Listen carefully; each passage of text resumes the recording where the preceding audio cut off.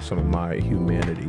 You were in a bank robbery? I was in a bank robbery. The Bible calls us to love. Said that to me again. This is the most important question you have to get right in the whole podcast. Yeah, I'm ready. How did you meet your wife? Don't get it wrong. I know. I'm telling you right now. Well, it's not fair because I'll get it wrong because she's not here, so I can tell whatever story I want. You should be the hero. In the comments, she'll say like that was incorrect. He lies. Yeah. Okay. So 2010, we were both serving at a show. Our stories were a little bit different. You can marry your opposite, right? So it's like our stories are just different. So she, I think you always tend towards like your sin is either self-righteousness or it's the culture, right? Like that's always, you're gonna fall into one of those two categories. So she just like is a better rule follower than I am, just by her standards. She just has really high standards for herself, for others. I didn't. That wasn't my story. So we came into church both kind of disregarding baggage from our story and coming into like a new journey. She was leaving like just like the church story she had for herself was just more of like there was rules to follow, not a God of relationship. I probably needed more rules to follow. You know, like I had the opposite. So we're coming into that. I'm 4 years older than her. Okay. Which is not, it's the older you get, the less it matters, but there is an age. There's an age where it's illegal. I got that. And then there's an age where you're like, so she was 19. Okay. And I was 23, 24. Oh, so you were like this older. That's a big leap at that point. At that age, yeah. At that age. So we had met. There were some friends that actually tried to hook us up. They're like, you two would be perfect together. And I thought she was too young. She thought I was too. She's like, he seems like he really likes, he enjoys being around himself. Like he's got, he's got some room to grow in that area. And so we both were, it's like a lot of room to grow and learn. And so, but I just remember like there was a couple moments where we were around each other, and then we were both serving at church. I wanted to learn from like other churches. And I was like, hey, we should go and visit. This is probably like 2 years later. We should go and visit a church, and like we can go kind of learn from some of the things they're doing, like meet with some of their leaders. And if she was here, she would tell you that I said we all. She was like, great, we all should do that. Thinking that there was like a larger cohort of people. I don't remember saying that. I just thought we. And then, she showed up to get into my car thinking that there would be more people in the car. And it was just me. And she says, I was wearing slacks. And she's like, what is this guy showing up for? Like, I thought we were all just going to a church. Yeah. So not a great start there. Then we went, I got us dinner. I took us to, she had never been to Southern Kitchen. This is same night, same day? Same day. We just, yeah. Okay. So I took us to dinner before we were going to go visit the church. And took her to Southern Kitchen on 6th. Yeah. She'd never been. I was like feeling really impressed with myself because I was like, oh, hole in the wall. So it was on diners, drives, and something. I don't know. It was on a show. Whatever. It's a staple. Yeah. For Southern food here in Tacoma. Yeah. So I'm like, let's go to this. Okay. So I didn't know she was gluten-free. I'm not sure I knew what that was. You were striking. I'm not doing well.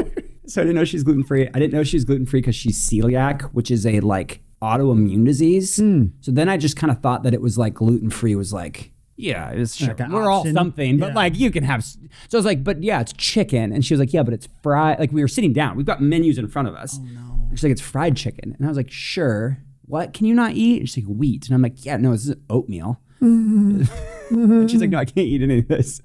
So I'm like, yeah, but there's probably something. So she orders a burger off the. He was getting a burger at Southern Kitchen, right? Yeah. It's a burger with no bun. So it's just like a flimsy patty. I've got the like catfish dinner. I've got like some rolls, right? Like I'm just eating and she's got like nothing. And so if she was here, she'd be like, yeah. And then the bill came, and where she's like, it's probably not a date, so I'll like split it immediately. She was like, I was so just like, you're paying for this. I am not paying for my She said that? She thought it. She just let me go for the bill. Where she was trying to like tell me it's not a date, she would have been like, no, let's split it. Yeah. Because I went for the bill and her meal was just a flimsy burger. She was like, yeah, you should pick that up. You could cover that. And then, yeah. But we hit it off. The rest, even despite those kind of shortcomings off the top, we hit it off. And you went to church after that, right? And after that, we went to a church. So God saved you. God saved you. Yeah, I think he helped me out. He wingmaned for a second. Yeah. He was like, I'll pick it up for us here. He's like, I've seen and some, that's what I meant. And then we got married. This is rough. We got married in 2014. Awesome. 3 kids later. 3 kids later. All right. So how long? Did I answer it right? I don't know. We don't. She's not here. Yeah. She decided. If she puts something like in the comments, if I get a text or an email, she's like, he lied. Yeah. All right. Yeah. I use my EpiPen and desist. cease and desist.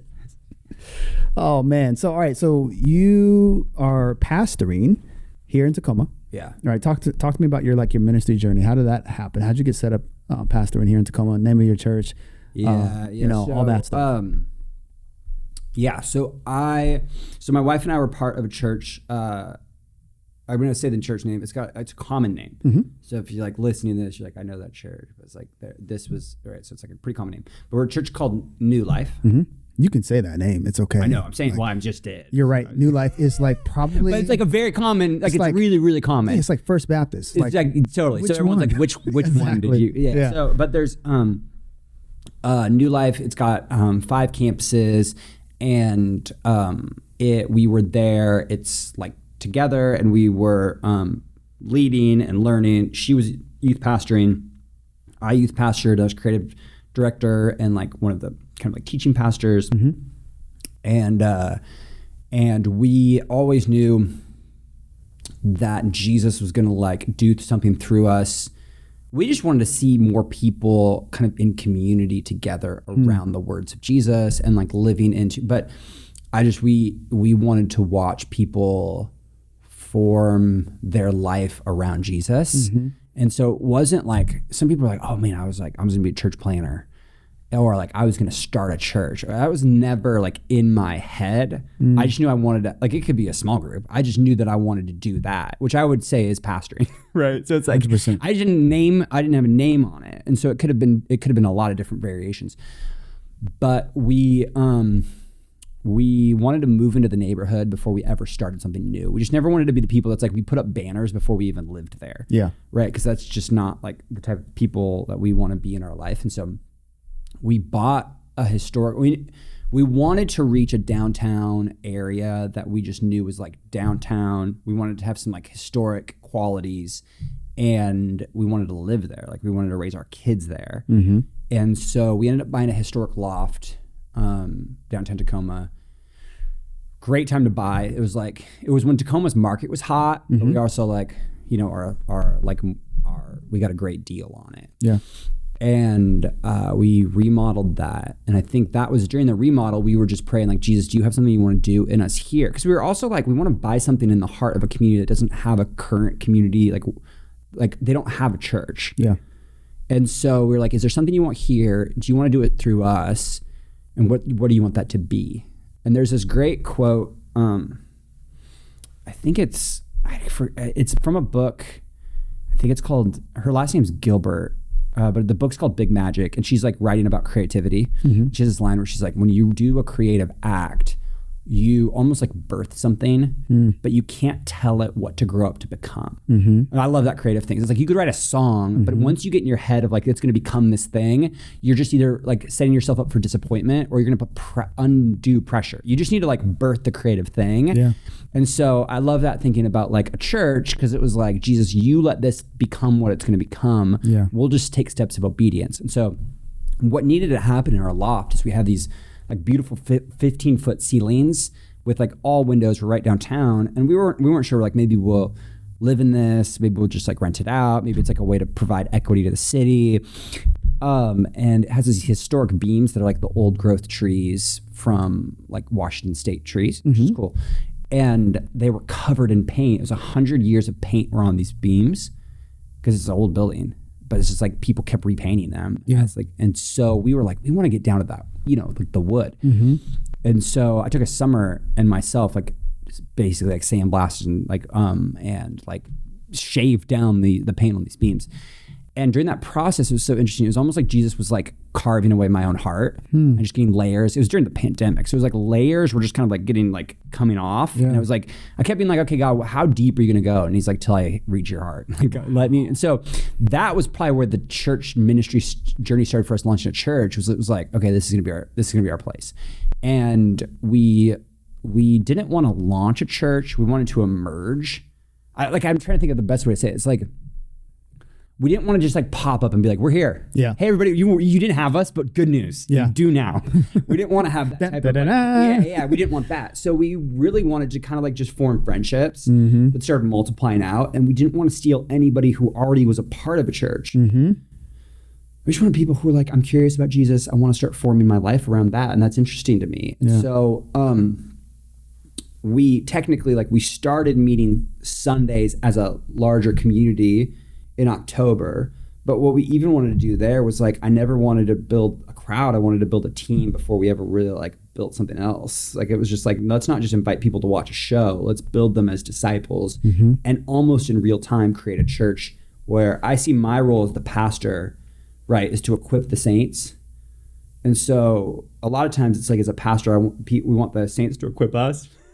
I want helpers, right? Yeah. And I love just like, I think I see that in the story of Jesus, which is like, there's a church inside the heart of people. And my job as a pastor is to help bring that out while also giving direction and leadership for like how we organize and how we like let the Spirit of God speak to us. And so we wanted to let people to the table of Jesus to speak into what a church could be and is becoming. And so we put out I also didn't want to be like, I was talking to like one of my mentors, and I didn't want to be like the type of person that's like, I just walk from, like, I have a church name. I'm like, I'm your pastor. Here's the church name. I hope you guys do a good job with it. I wanted to kind of like allow people to speak into what Jesus was saying to them. I wanted it to feel like it was Tacoma, like overlapped with Tacoma, our stories, like the local context.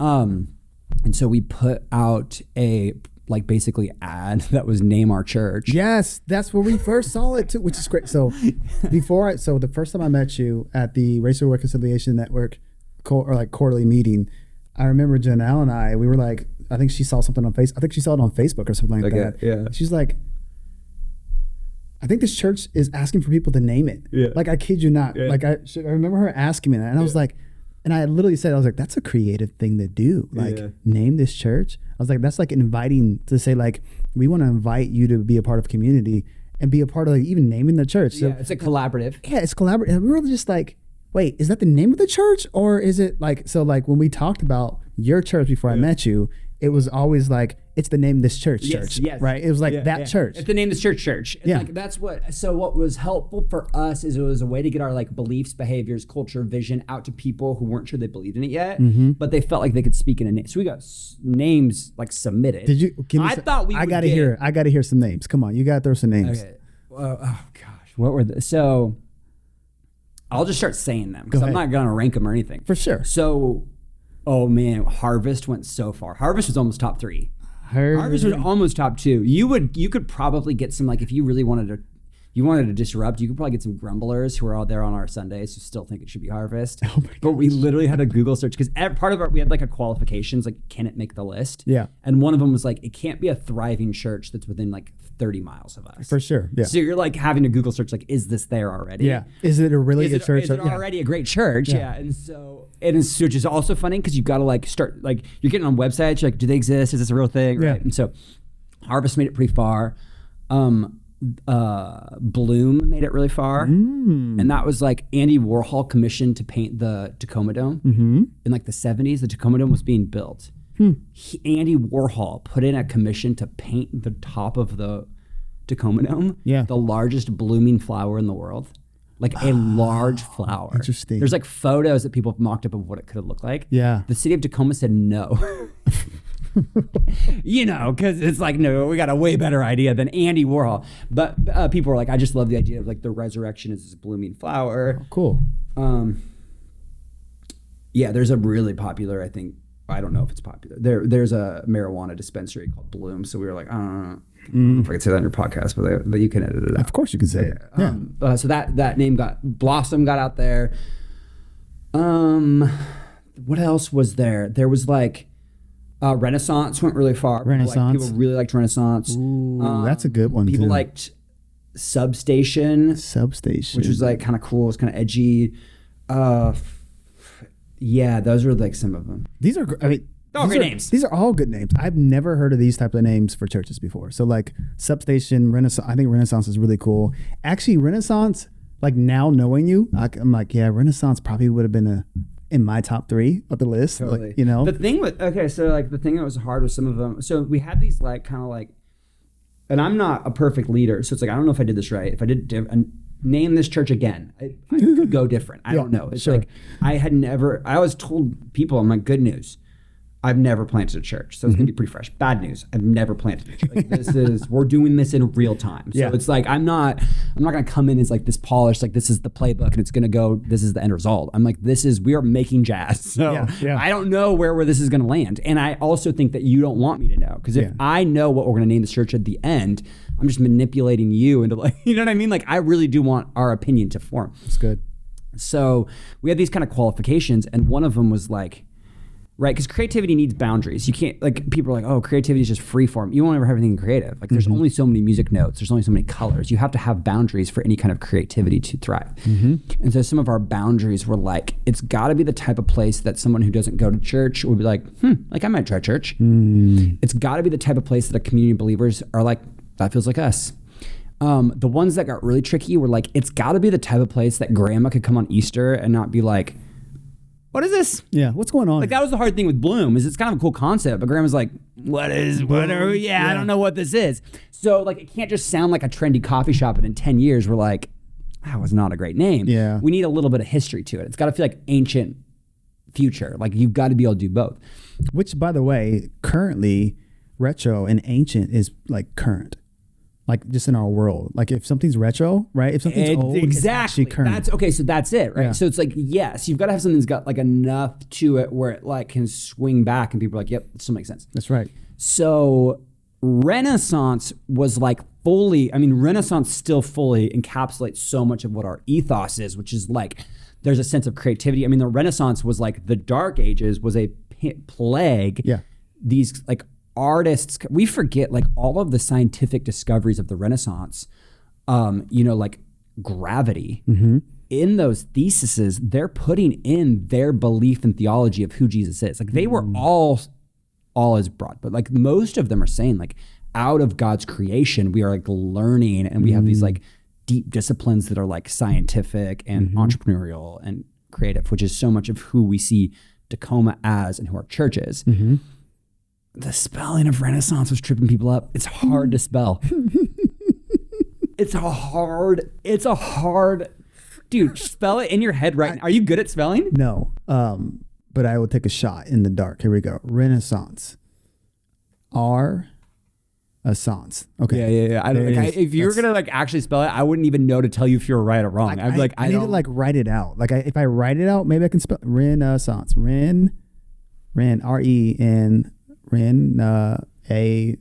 See this, and then people get lost, and you're like, dude, they're double. So I mean, it's not that big of a deal. You're gonna, like, Renaissance fairs seem to be doing okay with it, but it's like, one of the things we try to do is like, okay, it's got to be something people can say. It's got to be something that they can kind of just like embody. But the beautiful part about naming this church is that we were telling people the church isn't the brand. Come on.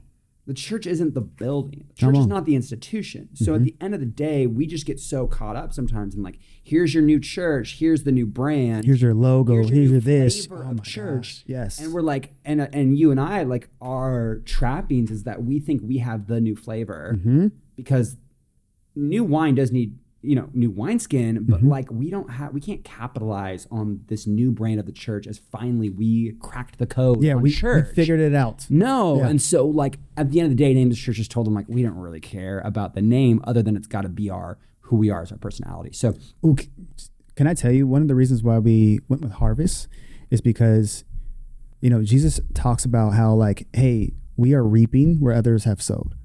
Right. Oh, so when I thought about harvest, it was like, it's not just like, hey, how do we put our seeds in the ground to grow, but also understanding that we are standing on the shoulders of people that have come before us. Yeah. And literally like people who started with us at Harvest, these are folks that like I have seen, come to church, hear some sermons the last 10, 15 years and never give their life to Christ. And now they are. So like people might say like, oh, well, yeah, you went to Harvest and this, like, no, like actually their journey started so long ago. Yeah. We were just a part of their watering. Yeah. But we get a chance to participate in the harvest of seeds that were planted long ago. I love that. And then it's like, it's a legacy. It's like the God of generations where you're like, I'm pulling through. I mean, I also love it because it's like, I think at Tacoma, the harvest is rich, but the workers are few. Come on. And so like Matthew 9 verse 37, my jam. Let's go. The harvest is like, I think such a beautiful picture. But then, you know, what I love about your story too, is like even this space is like people coming together, like this wall somebody built. Yeah. Like Nehemiah's wall, where they have these gifts that they can bring. And like, okay, I want to do. So we ended up with Assembly. Why I love it is because it's not, we just were like, wait a second. It's the most unsexy. Like what I really love about it is this like church is rebranding away from like First Baptist, you know, like whatever. I just like that, like there's First Assembly and we were just like, we'll take it. It's fine. Give it to us. But I think if you actually, it's become such a church word, people like but like culturally it just makes sense. It's a gathering of people.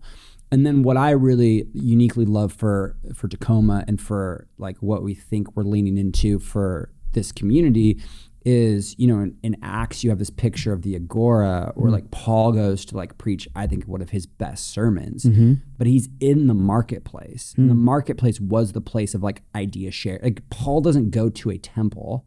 Paul isn't going to, you know, the religious center.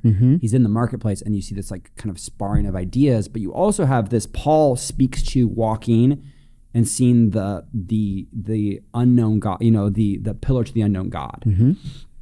And that phrase, one, I love that Paul doesn't like, he talks about it in such a way that's like, there's life beyond what you're picturing here, but he doesn't condemn them. He's not like, you know, you guys are like all idiots. He's like, I was walking, I saw all of the pantheon of gods that you have. I noticed one that was the unknown God.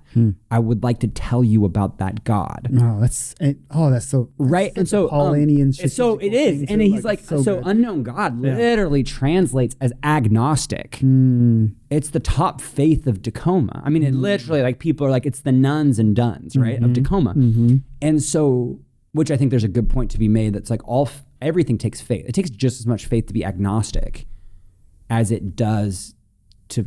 But be Christian, we all have a shrine to something. Yeah. And Paul's just like, I think that's Jesus. And so for us, in our context, the Agora literally translates assembly. And so we're like, that is us. We're in the marketplace. We're just looking at the agnostics, the atheists, and we're like, hey, you're so close.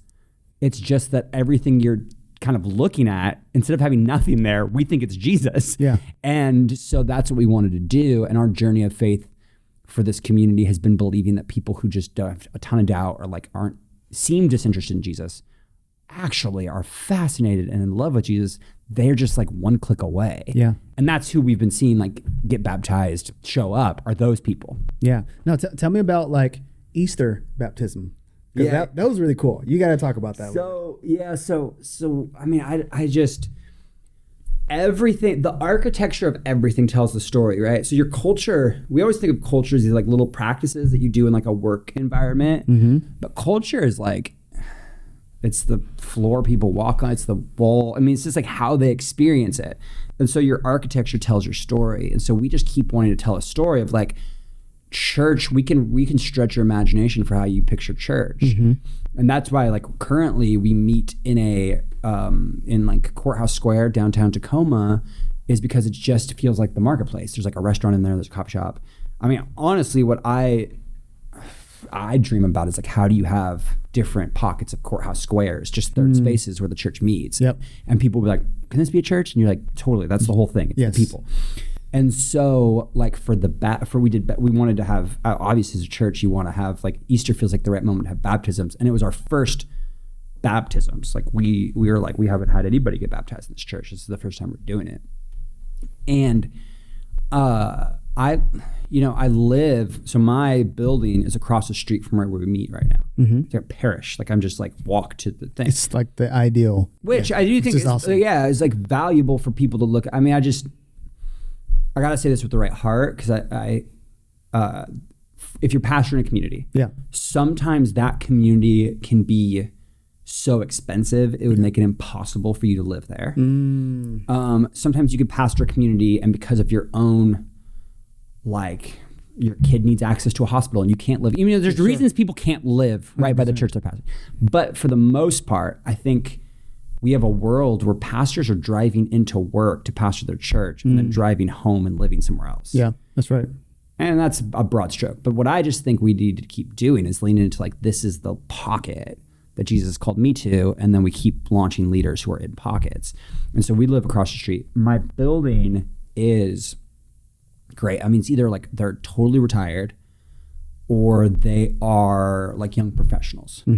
And we're the only family with kids, which launch a church and be the only family in your building with kids is the best strategy. Like it's so easy to meet people. Everyone loves your kids. Yeah. People like kids. I mean, it's like, except for probably like my neighbors, but like, thank you, Jesus, for them. They're great. They're amazing. But like, kids are loud, kids are messy, but they're kids. We just like have to accept that we live in a world with children. Sure. We want to pretend like we don't live in a world with kids. And the whole point of a community is like children exist. They get to. Yeah. And so, but my building, not interested in church. I mean, there's no one like that I've had conversations like, that's great, you're a pastor. Like everyone's like, what do you do? Is there anywhere I can find out what you believe? Because I'm just like, that doesn't make me feel good inside. And so we're gonna do baptisms, and I'm like, guys, we gotta be on the corner of A and 11th to do our baptisms. Like that, we have the spot in Tacoma where we're just like, that is a corner. People know that corner. And we got to be outside. Like that is, I just feel like baptism is a step that Jesus just says, like, do it as a symbol of what's happening inside of you, as a public declaration. And I just see what I love in the scriptures is you just see people getting baptized when they find water. Like, they're just like, it wasn't like this cool, like, no, they're just like, dude, you want to, hey, there's some water. That's right water. There. Can I get baptized? Yeah. And also, like, I think we've lost the power, and like people are like, well, then it's just a practice and it's just a side kind of like performance piece. And I'm like, no, there is a powerful thing that I believe happens to you in baptism. That's why Jesus says, like, repent. You're just dying, you're going under, you're coming up. Yeah. And so this is such a testament to people. There's a guy who's a part of our core team launch in the church. He's just like, I've been a Christian 10 years. I've never gotten baptized, but like, I love Jesus. I'm doing all the things. Like, it's not like he's like accidentally a Pharisee. Like, he loves Jesus. He's like, should I? I mean, do I really need to? Because I kept being like, dude, you got to get baptized. Like, this is it. And he's like, I mean, and so not to have any kind of like theological debate, I was just like, this is good for you. Like, this is, Jesus did it. It's kind of something that Jesus told us to do. Like, you can have a lot of theological debates. This is kind of one of those. Feels like it's, So I was like, hey, I don't know if this is true.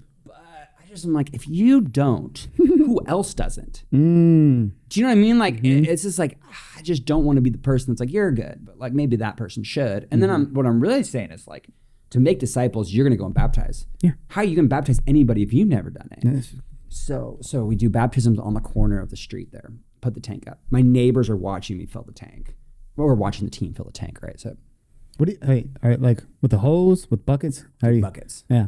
So I'm just curious. I was like, where are you getting the water from? Buckets. I was definitely curious about this. Do you know where the water's coming from? Where? My building. You're just bringing buckets out? We're just bringing buckets out from our like spigot on the side. I love that. Yeah. That's I awesome. asked permission. Like I was like, hey, can I use some? The city provided water for the baptism.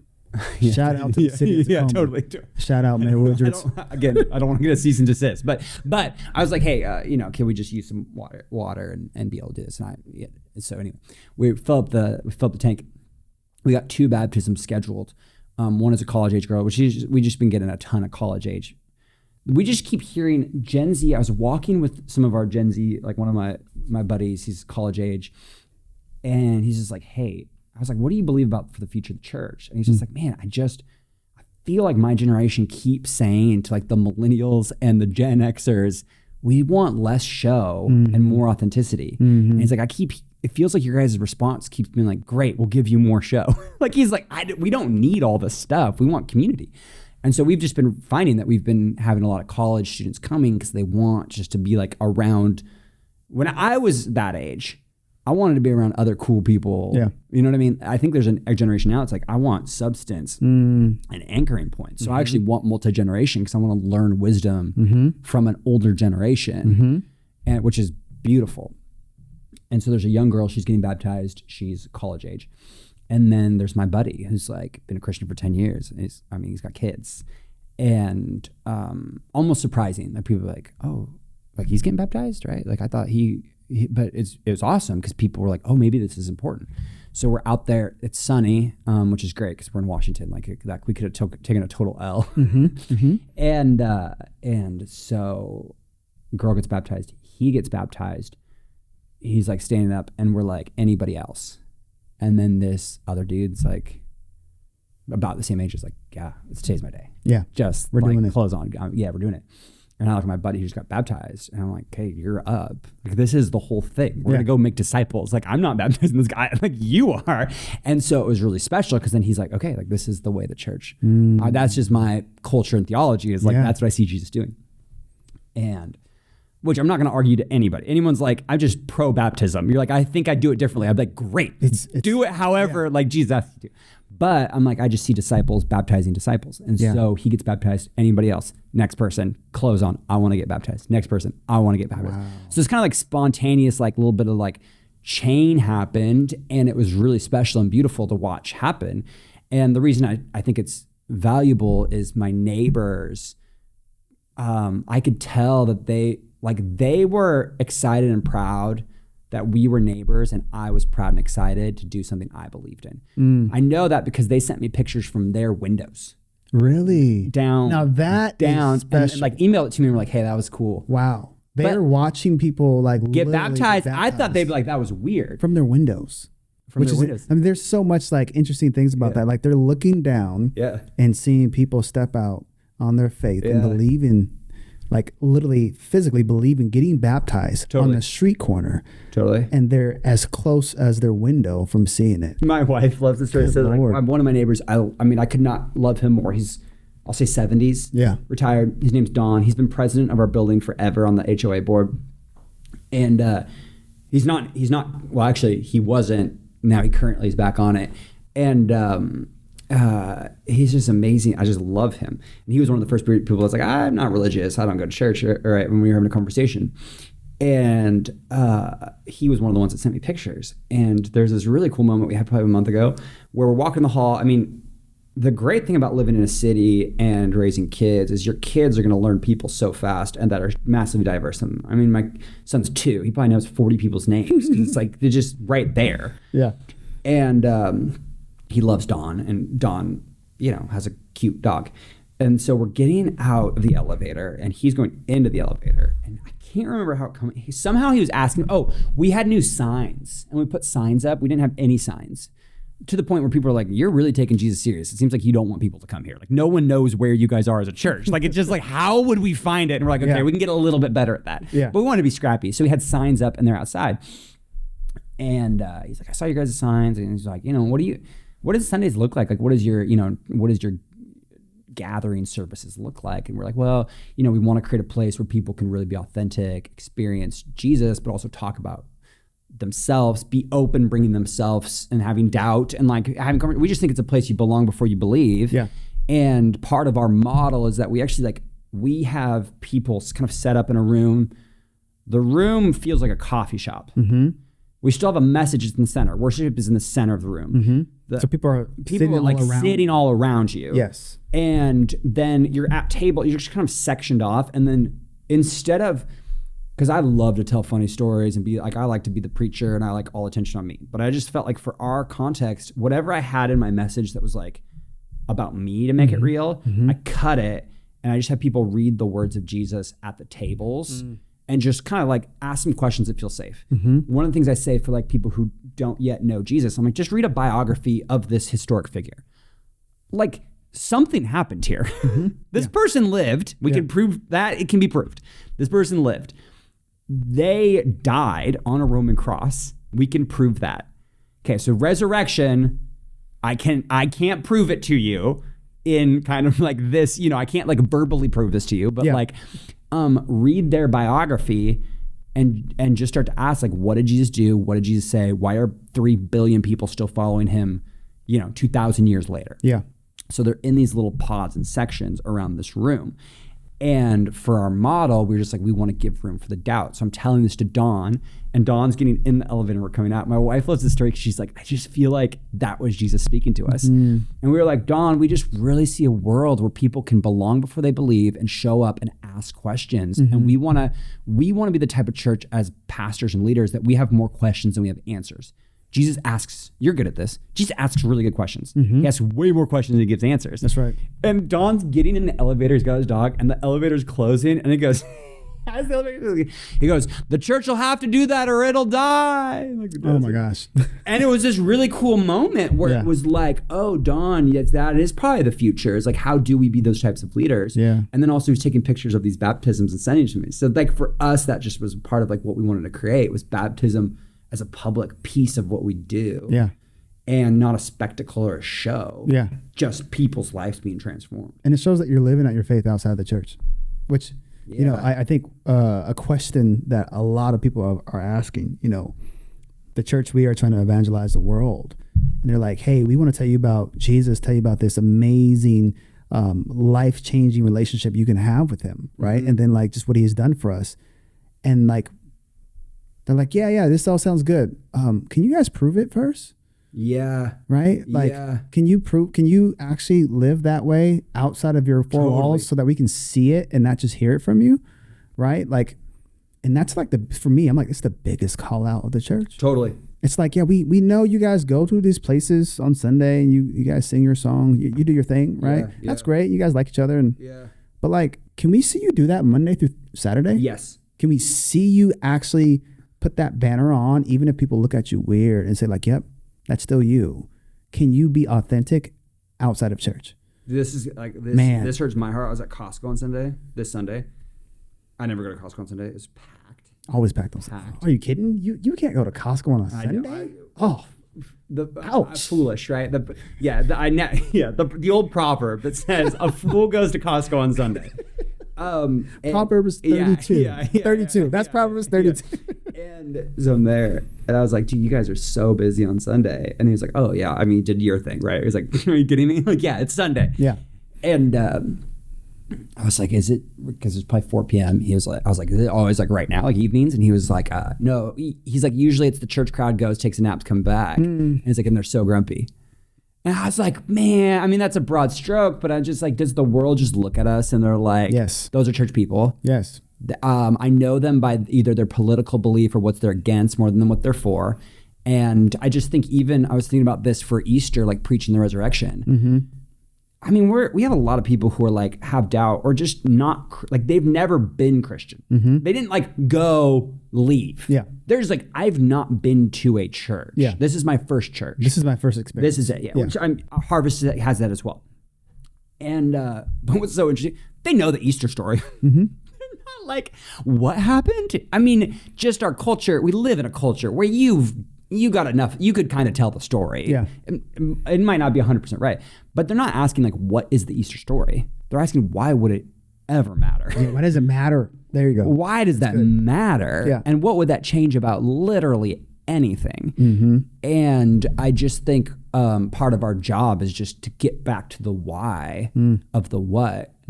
And, it's like one of the questions I've been asking myself is like, when did the disciples become Christians? That's a good question. It's funny. Like it's a little ironic, right? Yeah. It's like, I mean, Christian, we just have these little names right? Because Christian comes from, it's like the Romans started calling followers of the way. The way. Yeah, that's right. Christians as a put down. Like later. Like little Christ later. And Christians are just like, sure, it's hilarious. Like we'll call ourselves that. But when did the disciples become followers of Jesus? When were they saved? All these questions. And what I keep learning is like Jesus just invited them in. Yeah. And it was this journey of invitation in, even doing the mission. Like they don't even have the power of the Holy Spirit. And Jesus is like, hey, you guys should go out without me and start like get some demons out of some people. If I'm Jesus, I'm doing them all in reverse. I'm like, okay, we're gonna do a ton of training. I'm gonna get you, like, my spirit's inside of you. I'm gonna go with you. And Jesus just seems to be like inviting them into this like life. Yeah. And one of the things we wanted to do, even with our core team, is we invited people onto our core team who weren't Christians, weren't following Jesus.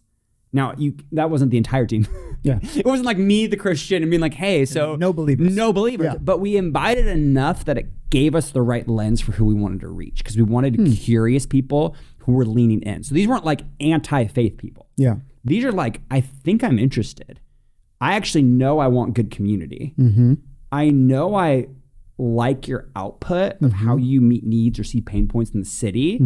I don't know if I believe in the same why that you do, but I do think friendship's important, and I do think people need a gathering space, and I do want to have a place that people can talk and learn about each other. So all those check boxes gave me an opportunity to be like, great, do you want to launch a church?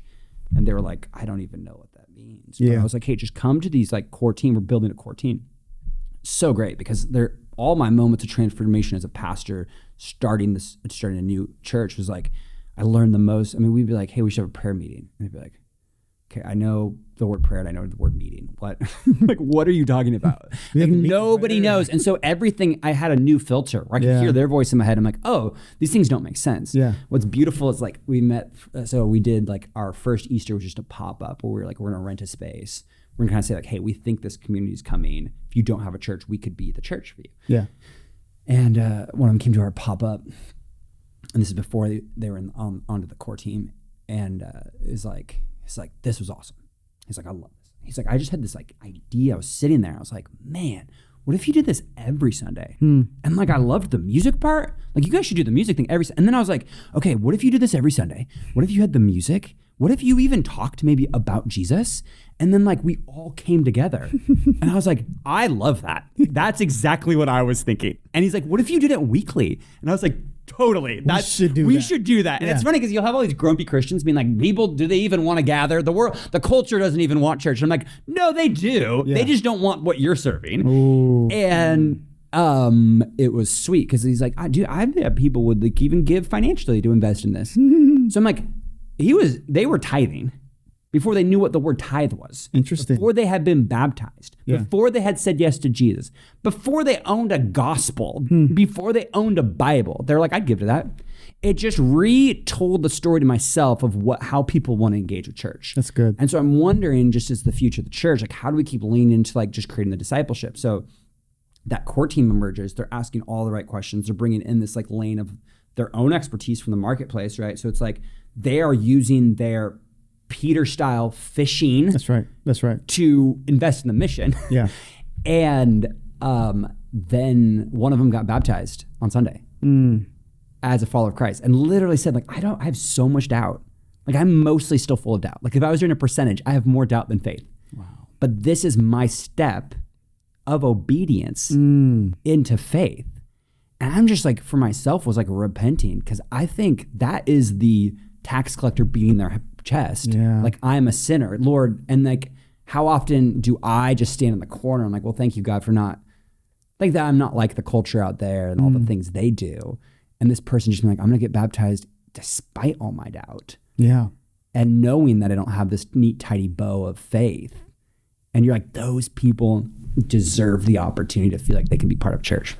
Dude, that's good. I love what you're doing. As a matter of fact, I stole an idea from you. So the sermon series that we're doing, right? A Father's Heart for His Daughters. I told the church on Sunday, hey, this is going to be an interactive sermon series. So what I'm doing is literally breaking them up in groups of 3 at the end of the sermon, and I'm giving them prompting questions to ask each other and just kind of talk about it. So like this week, we were talking about the injustice of Tamar, and it's like, you know, the 2 questions was, where are we seeing injustice in our current world? Let's go. Yeah. And then how can the church step into these spaces? Yeah. Right. So like and then we did like a bigger corporate discussion of like, hey, pop around. Yeah, that was it. Because like, it was this is where the tension comes, right? Because so like when you do that, was there a feeling in the room? Right. Like, did it feel like the Holy Spirit showed up? Oh, it's one thing, you get this, you preach and then people are listening and then they're processing. But how often do we get a chance to talk about it? like right then and there, like talk about it. Totally. And when we think about like the early churches, it wasn't so prescribed like how we do church today. We have our stuff, and they're not, I'm not saying it's not bad. Like I think tradition and, liturgical practices and things like that, these are all good things. I also think that like creating this space for community and conversation is so important in the church, because our churches now are like, people do drive 25 minutes, 10 minutes, 15 minutes. So like they might not live next door to each other to have these conversations, right? So let's let them have the conversations now. We used to have a world, right, where it was like almost like, I mean, there was a world where our work schedules in this country were like, we don't have Sunday because you're at church. You're at church. It was locked in. You are going to have nothing on Wednesday nights because your kids are going to be at the youth thing, right? Yeah. We don't live in that world. We don't. At all. We don't. People don't have any time. So we're like, even 10 years ago, we're like, well, everyone's in a small group. So I just think no one's in a small group. I mean, it's like, unless you're like really good at small groups, people are just like, I barely have time to come to your Sunday thing. And so, I mean, while we do want groups and we are trying to disciple people to we want them to tithe their money, but their most valuable commodity they have is their time. Their time. That's good. So we want to teach them to budget their time. But if we're not going to be able to, I can't have a new person coming in and be like, would you give me 2 nights a week, 2 days? You know what I mean? They're going to be like, that's insane. Like, no, I'm giving you right now. I'm at your gathering. And what I love what you're doing is you're just capitalizing that time. You're already here. You're already here. We're going to talk. And I think this could be controversial, and I'm okay being wrong with this, but like for the Protestant, the Reformation was the ability to take a historical moment where we're saying, oh, your relationship with God isn't determined by the priest. You should have access to the scriptures. You should be able to read the scriptures. You should be able to have a conversation, right? And how much has our church architecture, it's formed by like, here's your one person. That's right. Who is your voice piece for God. Stage on a stage. Yes. That's how most of our churches are like developed and created. Is for that stage right on the there? Stage. Which I think, you look at Jesus isn't opposed to a teaching or learning style that's lecture. Like there's the Sermon on the Mount, Jesus seems to be clearly in some parts the only person talking. Yeah. I'm pretty sure I don't right now. hear anyone else's voice in that passage. But then, like, if we look, I think he split them up into groups. I think they're eating in groups. There seems to be a moment that the disciples and Jesus are talking, but are they still gathering? Like, is he still teaching at this time? Is he still teaching? Yeah. What's happening here? And so I do think there's other learning and teaching styles that we can lean into. While we're really good at this one, I'm like, there is an ability to give access to talking and learning about Jesus in these small groups, because the tension lies like, well, you're going to have someone who says something crazy or like disrupts it, or what if blank and blank. And I'm like, well, okay, in this model, when I hear pastors say that, I'm like, what you're saying is that you need to be in every conversation. Like, that's insane. Like, you can't be you're not going to be in every small group. Like, you can't. So we need to keep making disciples who we can trust in conversations to provide leadership, to provide great theology. We need to teach our theology. But like what you do, which I love, is you're not like, hey, welcome to this free form, everyone's just talking. It's like, no, there's this point of leadership and teaching where you're giving some direction, you're giving a pathway, you're allowing them to dive in with a new imagination into the scripture, but then allowing people to look at Tamar's story and ask questions of injustice in groups.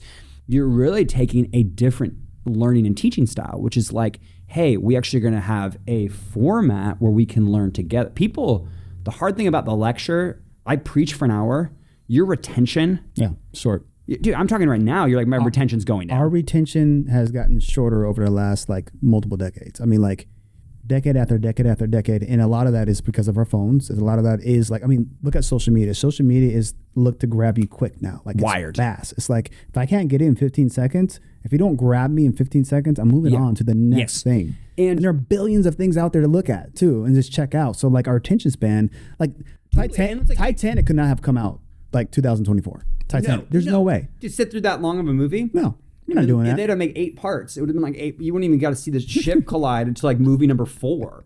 But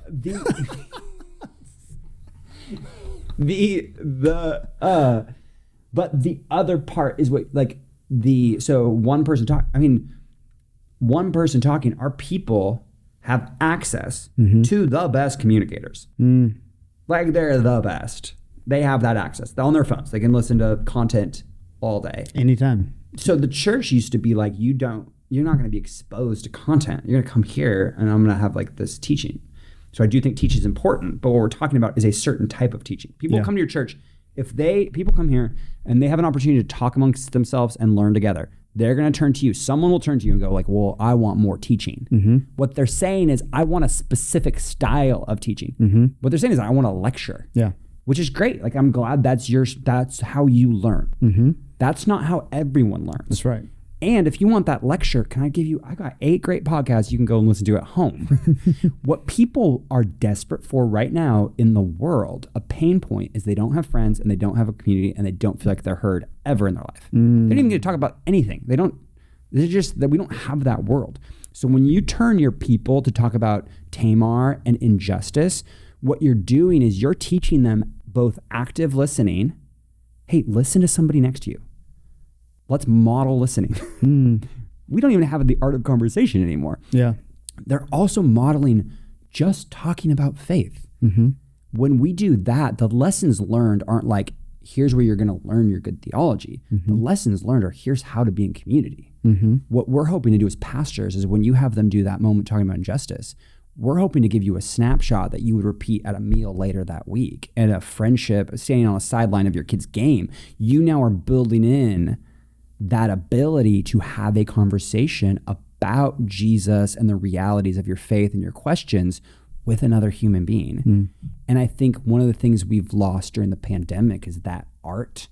And one of the things that we want to do at Assembly is give people, I don't want people leaving being like, man, that my pastor is so funny and he gets up there and he just like captivates, because they'll always come back for that. And what we learned during the pandemic is then they'll just stop coming. Yeah. Because that's what they wanted. They want a relationship with that and not with that's what I want. Yeah. That's so true. That's so true. I'm like, I love this so-and-so because but what I'm missing is the ability to be in community and talk about like the real nature of following Jesus. Yeah. And the apprenticing to Jesus. I love that you guys are leaning into that.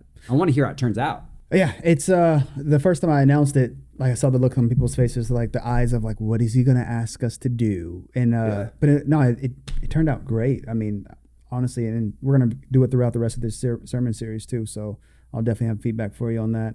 Bryan, I want to play a quick shift game with you real quick. Are you ready? Mm-hmm. All right. Are you ready for this? Probably not, but I'm ready. Okay. Are you a musical guy? I don't know. That's a great question. I love to eat at good restaurants. I can't cook. I love music. Can't sing. I don't think other people tell me I can sing. Okay, that's okay. I'm just curious. But I would sing. I feel no pressure to not sing. Oh but I think most of the world's like, you probably shouldn't do that from a stage. I'm not gonna ask you to sing. Don't worry. But I love music. I won't do that to you. If you did music trivia, I'd do well. Yeah. I won't do that to you either. Here we go. I'm gonna give you a word. 30 seconds. You can give me Bible. You can give me whatever the inspiration that comes from that word. Just one word, 30 seconds. What were you going to do with music? I don't want to tell you. You're a music guy. I am a music guy. I'm going to have you back. Is that okay? Will you come back and do another episode with me too? Yeah, 100%. Can we like jump in on I talk too much about myself. Faith and fashion? Can we do that? Yeah, episode 2. Fashion. Faith and fashion. And the future of... I don't know, something. There's the future a lot of skill in there, but so I was going to Rick Warren it, but I couldn't get to it. Okay, throw up, give me words. You got me thinking about the faith of fashion and the future of something. There was going to be another word. I don't know. There was another F word, but not the F word. No, we're not going to go. I don't know if I can say that in your podcast either. You said it. Said weed dispensary. You said it. You just said it again. Gosh, did. Yeah. Why would you say that? Dude, we're in a church right now. You can't say that word. We're on the stage of the church. No. Yeah. Okay, give me my word. Are you ready? Right. First word. Fashion. Oh, I'm sorry. You weren't even ready. I forgot. You want me just to like whatever riff on it? Yeah. The coolest thing I've learned about pastors is that they can riff on almost anything. Okay, fashion. 30 seconds though. Okay. The enemy wants to hollow out anything that God gave that was good. So the enemy wants to hollow out the consumption of food and turn it into gluttony. God says food is good. It has a table. It's part of what he does. But the world will always pivot that. The enemy just keeps grabbing things that are good and pivoting them. We have a world where fashion has been hollowed out to be consumeristic, to be individualistic, to be self-promoting. I think that we've lost the art of art. So art doesn't have to have utility to be important in the church. It needs to express who we are as humans and the flourishing to be human. And so having a farm isn't bad. Having a farm doesn't lead to gluttony. Fashion, God, Adam and Eve in the garden, they sin. What is God's response? They're naked and he makes them clothes.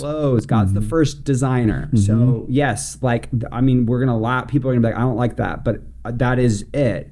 I mean, it's like, what is God takes his people out of Egypt and they have to take Egypt out of his people. So it's like, he's helping them make clothes. The priests have a certain type of clothes. They're going to put pomegranates on the clothes. He tells them the stitching of the clothes. I mean, God seems to think that being human is wearing clothes. So to be human is wearing clothes. So how do we do that in the most equitable way that provides business and jobs, but also art and joy and excitement and beauty, but isn't self-serving? I think we need to restore. I think there's a good balance in the world where, like, we have things like preachers and sneakers calling out this sort of like pastors who are wearing $10,000 sneakers. And I don't know, I mean, the parts that probably make me like cringe at that is I'm like, I don't know if that's a good move if you're telling people like who you are. It seems like kind of that it does seem boastful. And I think I would also be frustrated if I went to your church and those things didn't match up. But I also don't want to be the Pharisee against $10,000 sneakers when I didn't make the sneakers. It's true. Like I'm just saying, like, we can't be so far that it's like so I don't know. Do I like Nike or not? And I don't know, but I do know that I want to create jobs with clothing, and I want clothing to not be fast, and I don't want it to be fast fashion, and I don't want us burning 5 billion pounds of clothes at the end of each cycle because so I think all of that is evil and wrong. But I do think that art is important. And I think some of, the tendency for us in the church to take art and turn it into something that's hollow and self-serving is really easy. I mean, you can walk through a cathedral and be like, this is beautiful, but it feels dead. Yeah. But also it's a part of the spirit of how we're created to create. Yeah. Why is it that every time I do this, I say 30 seconds? But can no one do 30 seconds? That was a big topic. I know it is, especially for you. Like, trust me, that was, there's no way you can give me 30 seconds on that. So many people, like, you're going to get people, I was only going to get to I wasn't going to get to preachers and sneakers. So then you're going to get all these people being like, dude, that guy is like, that's wrong. Like, he's evil. See, but the thing is, like, it's a setup to have you back for the second time because we didn't even get into the fashion side of things. Like, I want people to know how, like, the way you think about that, and then also this amazing opportunity that you have in the fashion world that also creates opportunity for you to just share who God is in your life. People. Like, oh my goodness. That's the thing. It's like, I don't want people to walk away and be like, oh, because there's this whole kind of celebrity pastor. Yeah. And I think that actually if you correctly, I think the resurrection of of fashion is the death of celebrity pastor. But it seems like right now they're tied together. Can you say that again? Because I think like the resurrection or like the redemption of fashion, right? So it's like hollow, but if we bring it back to life, it's the death of celebrity pastor. People want to see it as like fashion is I'm a cool pastor. I like fashion. You should think I'm cool and trendy. I think that when we resurrect. So like, let's take it the opposite. Let's pretend that I love food as an art, but also food has utility. That it is important to eat food. Yeah, you need food. Yeah, your clothes have utility, but also there's an art to the utility of like what the clothes are, how they express there's expression there, right? Sure. And it's not self-promoting, but there is expression.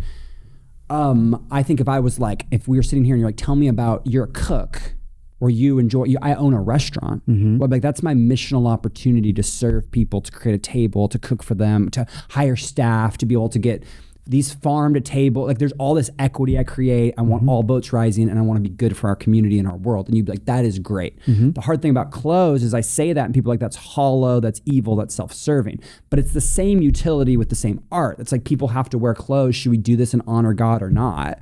And so other pastors can have other lanes. That's just my lane. And I used to not want to talk about my lane because I was embarrassed, because I was like, well, I don't want people thinking I'm a celebrity. I don't want to be like, I wear Louis Vuitton shoes. I don't. Like, I'm not interested in that. Yeah. I also couldn't afford it. But like, I don't want to be seen as that. So I actually will hide this. Ooh. What Jesus did in me is I started to be like, oh wait, I don't want to wear Saul's armor. Yeah. This is my slingshot. And so when I bring this out, I'm actually serving God and redeeming something. And I want more pastors and leaders. And when I say pastor, like, dude, get a paycheck from a church, don't get a paycheck from a church, be a part of a large community, be a part of, like that word is wide, but you are leading people in their relationship with Christ. Yeah. I'm like, just be great at what you're great at and be okay using that for the mission. And so I think that was me in fashion. I think that what you just said, that's the intro to part 2. Week. Yeah, part 2. Next week. Yeah. Dude, Bryan. Love thank you. Love you too, man. Thank you for coming on. I appreciate it. This is good. I'm sorry. This is good. I should have asked you more questions. I feel bad. No, you're good. I told you. You're good. This is good. I just got so into the questions were so good. It felt like it had so much backstory. Oh, I forgot one thing. Wait. I forgot one thing. You're going to have to edit this for me, Bert. Sorry. Bryan, how did they find out more about Assembly? Yeah. Good question. We don't have a website. We should. Hey, if we won't put that on there. You guys want to put it on the website? No. We don't have a website intentionally because we want to stay scrappy. You can Instagram Assembly. Yep. But it's with 2 L's. Okay. Spell but it. The guy who has Assembly just spelled right. Yeah. I've just been in a relationship with him. You guys can keep praying. We're friends. Yes. He lives like in Dubai. Okay. And I want that handle. But yeah. It's just Assembly. So we are Assembly. I don't have me spell it. Okay. Don't worry about it. ASSEMB. I know. BLLY. Okay. LLY on Instagram. Yeah. Okay. Perfect. Dude. Love you. Thanks, man. Appreciate it.